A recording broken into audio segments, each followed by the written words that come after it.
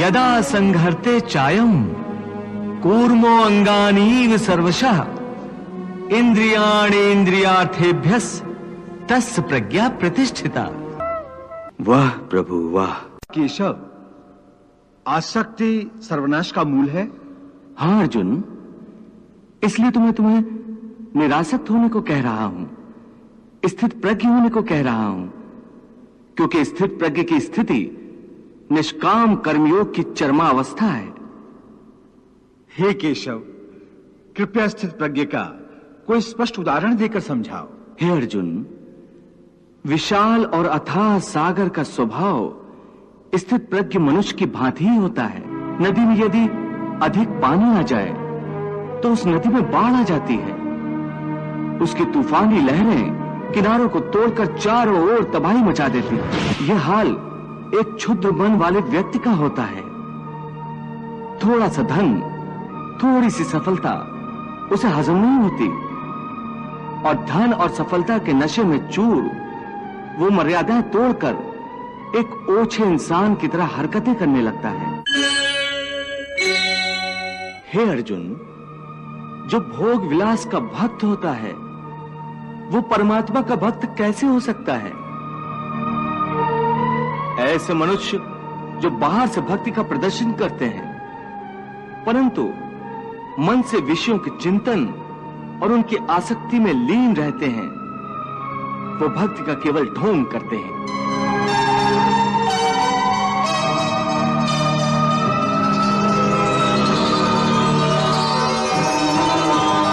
वो योगी नहीं, ढोंगी होते हैं। इन्हें मिथ्याचारी कहते हैं। विषया विनिवर्तन्ते निराहारस्य देहिनः रसवर्जम रसोप्यस्य परम दृष्ट्वा निवर्तते। कर्मेन्द्रियाणि संयम्य य आस्ते मनसा स्मरन् इंद्रियार्थान विमूढ़ात्मा मिथ्याचारः स उच्यते। पार्थ, स्थित प्रज्ञ मनुष्य की बुद्धि स्थिर रहती है, अपने मन पर उसका नियंत्रण रहता है। स्थित प्रज्ञ को भोग और उपभोगों में रस आसक्ति नहीं होती। वो शुभ अशुभ वस्तुओं की प्राप्ति होने के बाद भी न प्रसन्न होते हैं और न दुखी होते हैं। पार्थ, ऐसे महापुरुषों को पूर्ण विश्वास होता है कि ईश्वर सदा सर्वदा उनके साथ है, इसलिए वो किसी भी परिस्थिति में विचलित नहीं होते। ये कहना आसान है केशव, साधारण मनुष्य के लिए इस मानसिक स्तर पर पहुंचना बहुत कठिन है। इसके लिए सांसारिक मनुष्यों को किसी दैवीय सहायता की आवश्यकता होगी। तुमने ठीक कहा अर्जुन, भगवत कृपा के बिना कोई भी कार्य सिद्ध नहीं हो सकता। इसलिए मनुष्य को अपने पुरुषार्थ के साथ साथ प्रभु की भक्ति का भी आश्रय लेना चाहिए। हे अर्जुन, परमात्मा की भक्ति करने से मन सात्विक हो जाता है और विषयासक्ति पूर्णतः समाप्त हो जाती है। और यदि आसक्ति का नाश नहीं हुआ तो? आसक्ति का नाश नहीं हुआ तो मनुष्य का सर्वनाश हो जाता है। सर्वनाश? हाँ पार्थ, सर्वनाश। हे अर्जुन, आसक्ति के मारे हर मनुष्य किसी भी विषय के आकर्षण और मोह में फंसकर सोते जागते निरंतर उसी का चिंतन करते रहते हैं।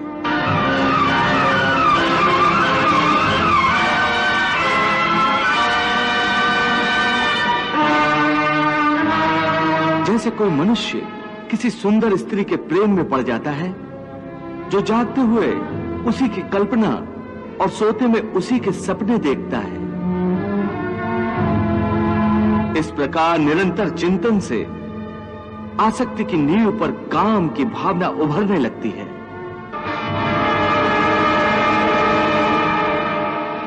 काम या वासना में थोड़ी भी रुकावट आने से क्रोध का आगमन हो जाता है।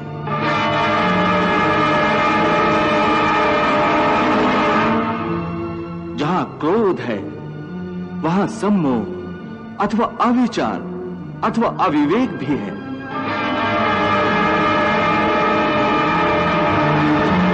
जिस प्रकार प्रचंड वायु के झोंके से दीपक की ज्योति बुझ जाती है,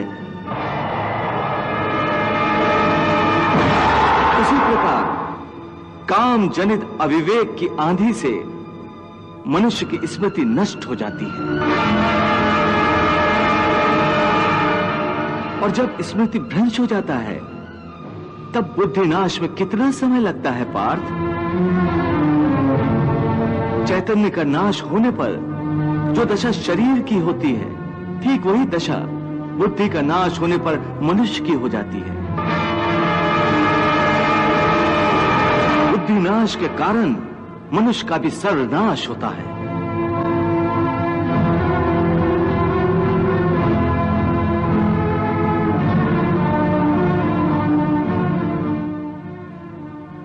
ध्यायतो विषयान् पुंसः संगस्तेष उपजायते संगात संजायते कामः कामात् क्रोधा अभिजायते क्रोधात् भवति सम्मोहः सम्मोहात् स्मृति विभ्रमः स्मृति भ्रंशात् बुद्धिनाशो बुद्धिनाशात् प्रणश्यति। वाह, कितनी महत्वपूर्ण बात कही है प्रभु ने। इसका अर्थ केशव, आसक्ति सर्वनाश का मूल है। हाँ अर्जुन, इसलिए तो मैं तुम्हें निरासक्त होने को कह रहा हूं, स्थित प्रज्ञ होने को कह रहा हूं, क्योंकि स्थित प्रज्ञ की स्थिति निष्काम कर्मयोग की चरमावस्था है। हे केशव, कृपया स्थित प्रज्ञ का कोई स्पष्ट उदाहरण देकर समझाओ। हे अर्जुन, विशाल और अथाह सागर का स्वभाव स्थित प्रज्ञ मनुष्य की भांति ही होता है। हे पार्थ, नदी में यदि अधिक पानी आ जाए तो उस नदी में बाढ़ आ जाती है। उसकी तूफानी लहरें किनारों को तोड़कर चारों ओर तबाही मचा देती है। यह हाल एक क्षुद्र मन वाले व्यक्ति का होता है। थोड़ा सा धन, थोड़ी सी सफलता उसे हजम नहीं होती और धन और सफलता के नशे में चूर वो मर्यादाएं तोड़कर एक ओछे इंसान की तरह हरकतें करने लगता है।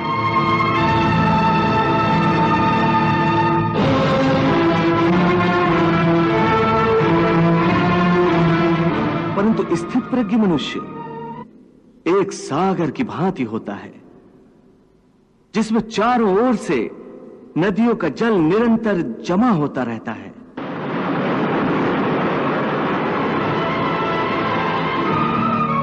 परंतु सागर उसी प्रकार शांत रहता है। नदियों का जल उसकी गहराई में गुम हो जाता है और सागर कभी अपने किनारे नहीं तोड़ता। उसके अंदर जल का स्तर वही रहता है। यही स्थित प्रज्ञ की अवस्था होती है। इसी तरह सब प्रकार के भोग स्थित प्रज्ञ मनुष्य में किसी भी प्रकार का विकार उत्पन्न करने में असमर्थ होकर उसी में समा जाते हैं। अर्थात स्थित प्रज्ञ मनुष्य समस्त भोगों का उपभोग करते हुए भी आसक्ति से मुक्त रहते हैं। पार्थ, ऐसे स्थित प्रज्ञ को परम शांति प्राप्त होती है।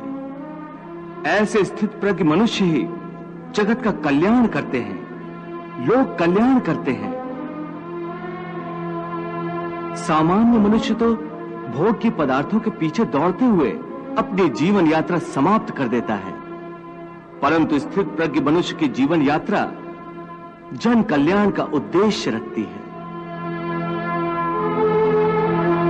पार्थ, सामान्य मनुष्य रात्रि का अंधकार होने पर सो जाता है तथा सूर्योदय होने पर जाग जाता है, परंतु योगी की दृष्टि में देह का सोना जागना महत्वपूर्ण नहीं है। कर्मयोगी ज्ञान के प्रकाश को दिन तथा अज्ञान के अंधकार को ही रात मानता है। पार्थ, विषयों के बारे में अज्ञान रात्रि के अंधकार के समान है। संसारी मनुष्यों की रात्रि के समय अज्ञानी नाशवान सांसारिक सुख उपभोगों में व्यस्त रहते हैं।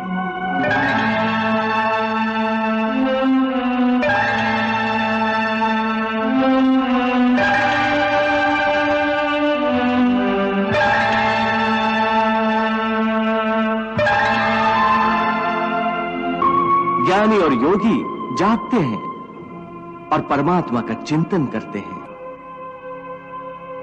या निशा सर्वभूतानां तस्याम जागर्ति संयमी यस्याम जागृति भूतानि सा निशा पश्यतो मुनेः।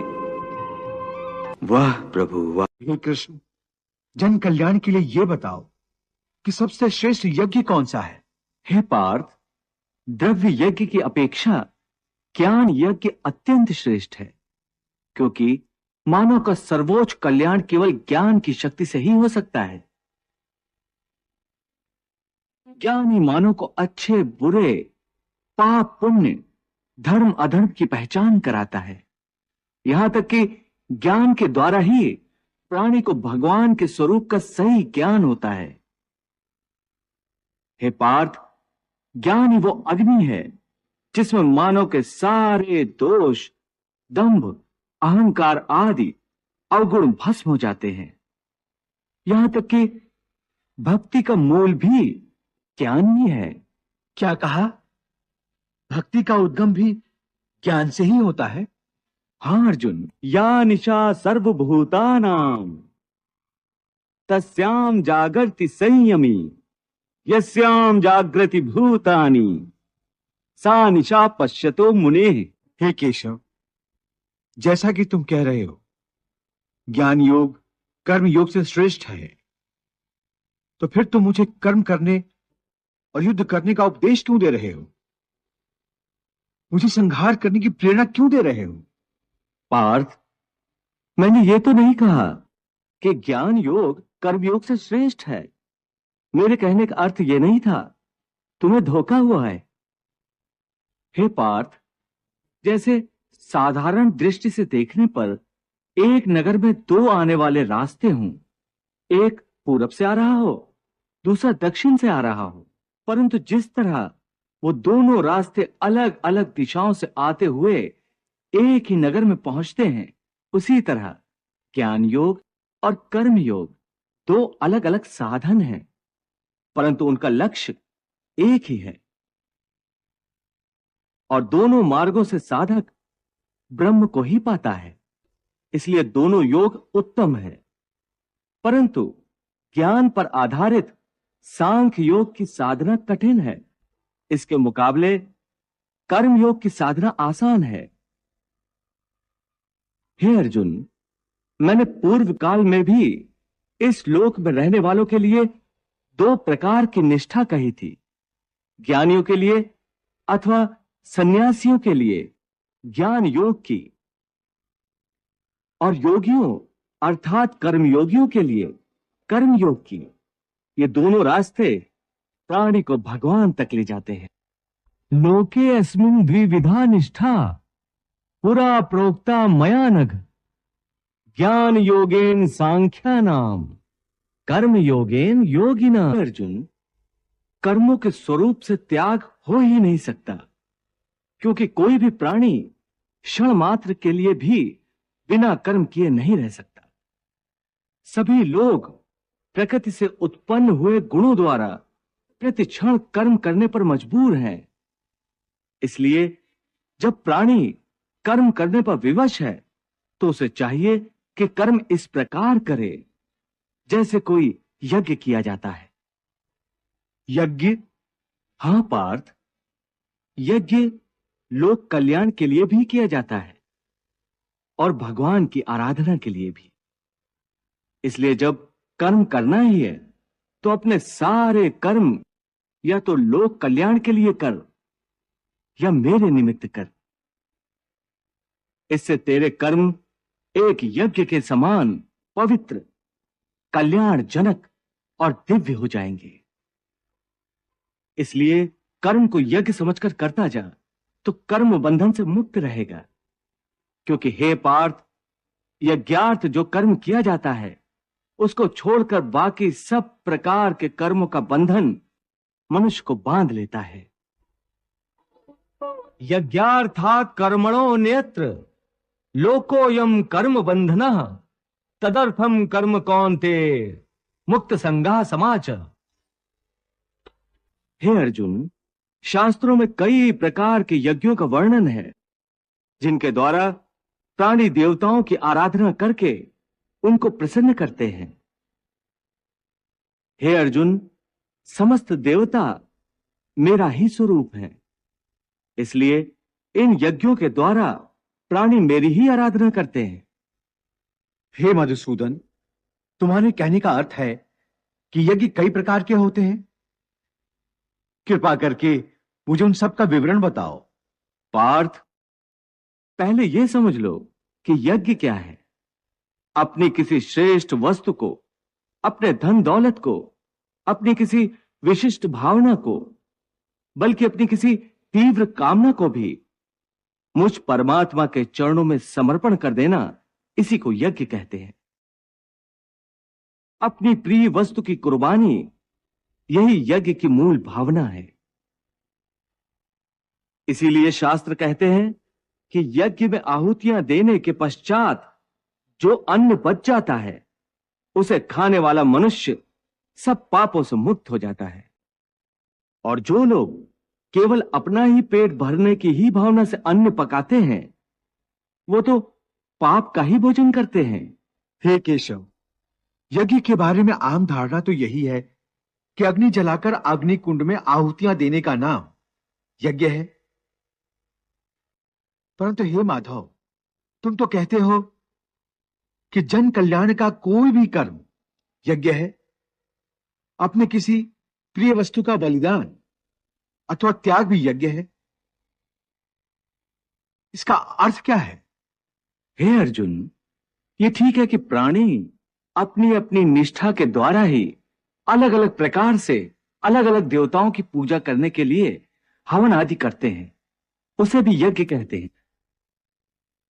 और कुछ लोग परमदानी होते हैं, वो अपने धन आदि का दान करते हैं, वो भी यज्ञ है, उसे द्रव्य यज्ञ कह। कई योगी निस्वार्थ भाव से विद्या दान करते हैं, उसे ज्ञान यज्ञ कहा जाता है। इसके अतिरिक्त अष्टांग योग साधन की कुछ योगिक क्रियाएं भी ऐसी हैं जिनके द्वारा कई योगी पुरुष आध्यात्मिक सिद्धियों के लिए प्राणायाम की क्रियाओं पर आधारित प्राण यज्ञ करते हैं। ये प्राणायाम की क्रिया पर आधारित यज्ञ कैसे होता है केशव? हे अर्जुन, योगीजन मंत्र और तंत्र दोनों प्रकार की साधन पद्धतियों के द्वारा कभी अपान वायु में प्राण वायु का हवन करते हैं और कभी प्राण वायु में अपान वायु का हवन करते हैं। और कुछ योगी गूढ़ योग विद्या के द्वारा प्राण वायु और अपान वायु दोनों की गति को रोककर अपने प्राणों का प्राणों में ही हवन करते हैं। हे अर्जुन, इस प्रकार की साधना का प्रयोग करने से पहले किसी सिद्ध गुरु से उसकी पूर्ण शिक्षा प्राप्त करनी आवश्यक है। उसके लिए प्राणी को चाहिए कि बहुत विनम्र होकर गुरु से बार बार प्रार्थना करे, तो गुरु प्रसन्न होकर उसे इन सब का ज्ञान प्रदान करेंगे। गुरु के मार्गदर्शन के बिना उस पथ पर चलने में बहुत खतरा हो सकता है। हे मधुसूदन, तुमने अति उत्तम यज्ञों का वर्णन किया है, परंतु इनमें से कुछ यज्ञ ऐसे हैं जो सारे मनुष्य नहीं कर सकते। जैसे द्रव्य यज्ञ कोई निधन व्यक्ति नहीं कर सकता। इसलिए हे कृष्ण, जन कल्याण के लिए यह बताओ कि सबसे श्रेष्ठ यज्ञ कौन सा है? हे पार्थ, द्रव्य यज्ञ की अपेक्षा ज्ञान यज्ञ अत्यंत श्रेष्ठ है, क्योंकि मानव का सर्वोच्च कल्याण केवल ज्ञान की शक्ति से ही हो सकता है। ज्ञान ही मानव को अच्छे बुरे, पाप पुण्य, धर्म अधर्म की पहचान कराता है। यहां तक कि ज्ञान के द्वारा ही प्राणी को भगवान के स्वरूप का सही ज्ञान होता है। हे पार्थ, ज्ञान ही वो अग्नि है जिसमें मानव के सारे दोष, दंभ, अहंकार आदि अवगुण भस्म हो जाते हैं। यहां तक कि भक्ति का मूल भी ज्ञान ही है। क्या कहा? भक्ति का उद्गम भी ज्ञान से ही होता है?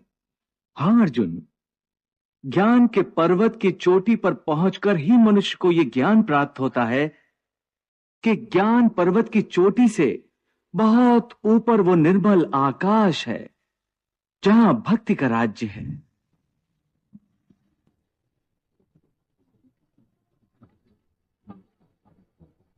और जब प्राणी उस भक्ति के आकाश में पहुंचता है, वही प्रभु उसका हाथ पकड़कर उसे अपने श्री चरणों में ले जाते हैं।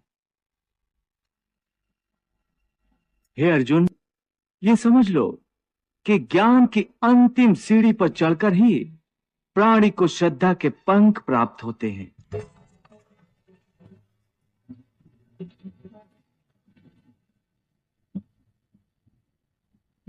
और उन श्रद्धा के पंखों की सहायता से ही प्राणी भक्ति के आकाश में उड़ने लगता है।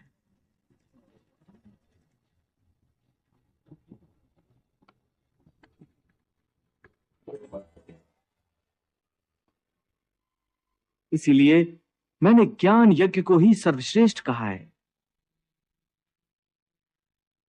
हे पार्थ, ज्ञान के द्वारा ही तू इस सारी सृष्टि को पहले अपने ही अंदर देखेगा।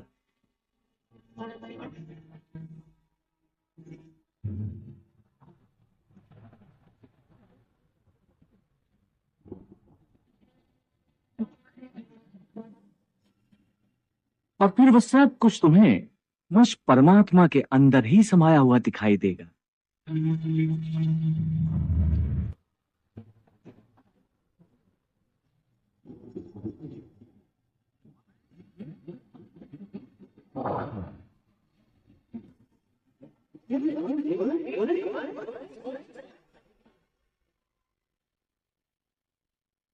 जब तू इस ज्ञान को प्राप्त कर लेगा, फिर चाहे तू संसार का सबसे बड़ा दुराचारी भी हो, तो भी तू इस ज्ञान रूपी नैया में बैठकर संसार के पाप समुद्र को आसानी से पार करके परमात्मा की शरण में पहुंच जाएगा। जब जब मृत्युलोक के प्राणियों को मेरी आवश्यकता पड़ती है, तब तब मैं भूलोक पर अवतरित होता हूं। तुम्हारी आवश्यकता कब कब पड़ती है केशव? यदा यदा ही धर्मस्य ग्लानिर्भवति भारत, अभ्युत्थानम धर्मस्य तदात्मानं सृजाम्यहम्। जब जब सत्य और धर्म की हानि हो जाती है और अधर्म और असत्य की वृद्धि हो जाती है तथा पाप का साम्राज्य स्थापित हो जाता है, तब तब मैं अपने को प्रकट करता हूं।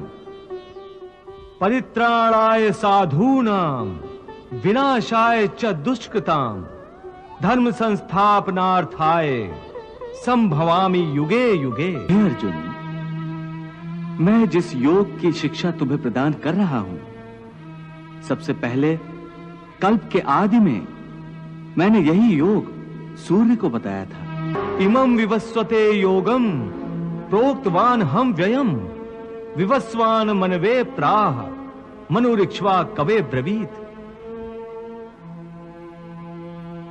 पार्थ, सूर्य ने इस योग को अपने पुत्र मनु से कहा और मनु ने अपने पुत्र इक्ष्वाकु से कहा।